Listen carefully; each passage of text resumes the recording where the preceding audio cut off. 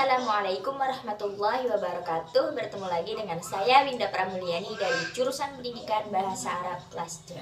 Nah, di pertemuan kali ini saya akan menjelaskan tentang teknik pembelajaran keterampilan menulis, yang dimana saya akan menjelaskan hakikat, tujuan pembelajaran keterampilan menulis bahasa Arab untuk tiap level, mubtadi, mutawasid, dan mutaqaddim, materi atau bahan ajar, media, teknik pembelajaran keterampilan menulis, dan evaluasi pembelajaran keterampilan menulis bahasa Arab. Dalam KBBI, menulis mengandung beberapa pengertian. Yang pertama, membuat huruf, angka, dan sebagainya dengan pena, pensil, dan sebagainya. Yang kedua, melahirkan pikiran atau perasaan seperti mengarang, membuat surat, dan sebagainya dengan tulisan. Menulis dalam arti menuangkan gagasan. Pembelajaran menulis mengarah pada penuangan gagasan, perasaan, dan pikiran dalam susunan bahasa yang baik dan benar. Dengan menggunakan kosakata dan pola kalimat yang tepat, kegiatan ini dinamakan al-insya al-hur.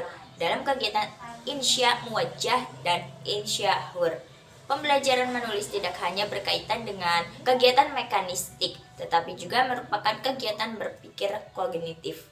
Nah, selanjutnya kita lanjut pada hakikat. Nah, pada hakikatnya, menulis adalah kegiatan terstruktur dan disengaja yang dilakukan seseorang untuk menuangkan pikiran dan perasaannya, sehingga tulisannya tersebut dapat menunjukkan sudut pandangnya, dan dari tulisannya itu orang dapat menilai karakter penulisnya. Selanjutnya kita lanjut pada tujuan. Nah, tujuan umum yaitu siswa dapat menulis huruf Arab dan mengetahui hubungan antara bentuk huruf dan pengucapannya. Siswa dapat menulis kata baik dengan huruf terpisah atau huruf bersambung, serta dapat membedakan bentuk huruf ketika berada di awal kata, di tengah maupun di akhir. Siswa terampil menulis Arab dengan jelas dan benar. Siswa terampil menulis dengan Arab dengan salah satu jenis khat, nas, atau rik'ah. Siswa terampil menulis Arab dari arah kanan ke kiri. Siswa mengetahui tanda baca, baik simbol atau fungsinya. Siswa mengetahui kaidah dasar imla dan dapat menerapkannya dalam kegiatan menulis.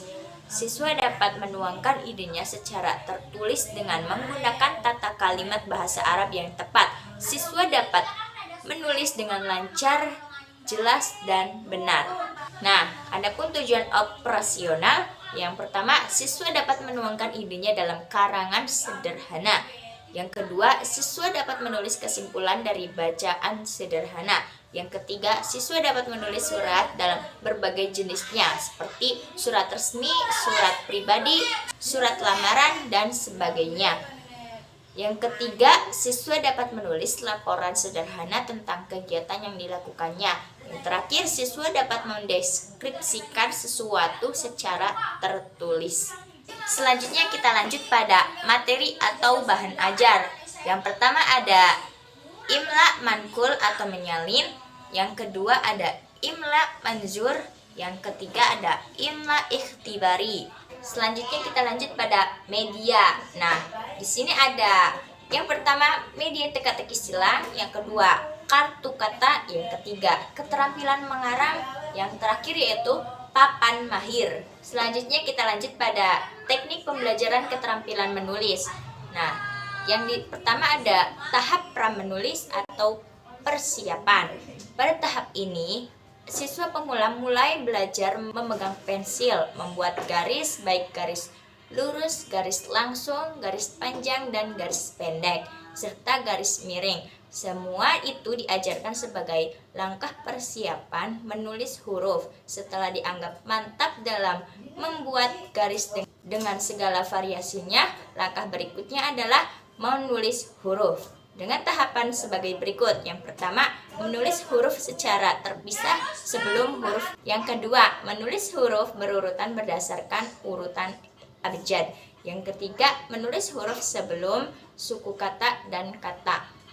Yang keempat, menulis satu atau dua huruf baru pada tiap pelajaran. Yang terakhir, memberikan contoh cara penulisan huruf di papan tulis sebelum menyuruh siswa menulisnya. Nah, yang kedua yaitu menulis dalam arti ras al-huruf.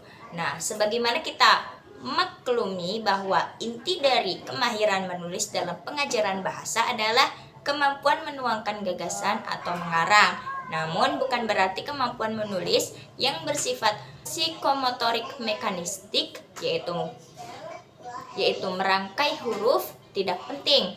Perlu ditegaskan di sini bahwa justru kemahiran dalam aspek ini merupakan dasar untuk mencapai kemahiran inti tersebut.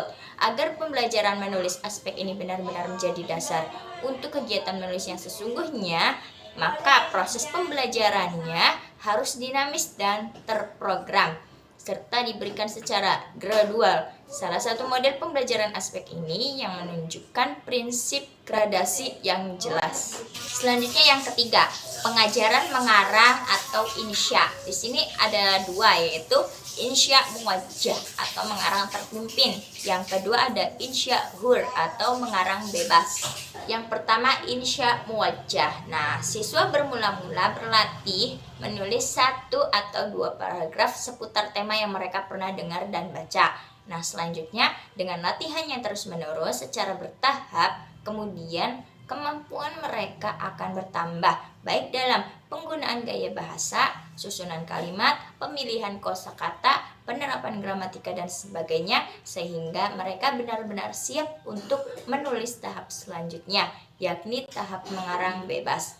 Yang kedua ada insya hur. Menulis bebas merupakan tahap akhir pembelajaran menulis. Dalam tahap ini, siswa diberi kebebasan untuk menuangkan segala kemampuannya dalam memilih kosakata dan struktur kalimat. Kebebasan di sini bukan berarti siswa tidak membutuhkan arahan dan bimbingan guru. Mereka masih tetap membutuhkan bimbingan guru karena mereka dalam mencapai tingkatan penulis kreatif, penguasaan mereka seputar bahasa Arab belum seperti penguasaannya terhadap bahasa ibu.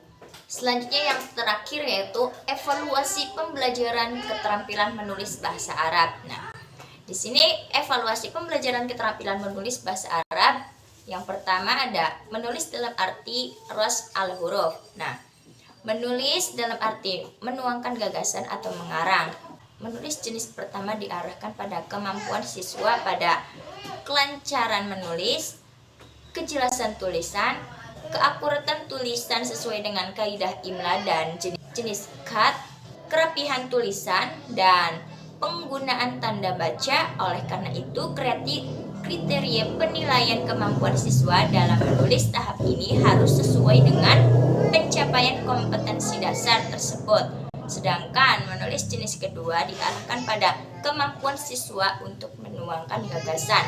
Kriteria kemampuan menulis jenis ini dapat dilihat dari segi kebahasaan, penggunaan ejaan termasuk kaidah ilna dan jenis khat, penilaian kata, penggunaan struktur kalimat dan penerapan tata bahasa, dan dapat dilihat dari aspek non kebahasaan, akurasi isi, kerapihan, kelengkapan, keruntutan, dan sebagainya.